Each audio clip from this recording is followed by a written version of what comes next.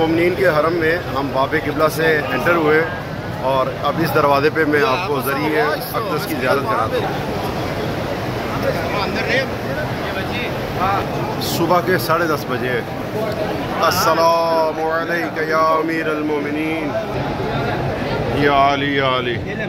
ये ज़रिए अक़दस के पास रश आप देख सकते हैं कि माशाल्लाह कैसे रश है, और लेकिन फिर भी कुछ लोग ज़ायरीन बैठे हुए हैं हरम में।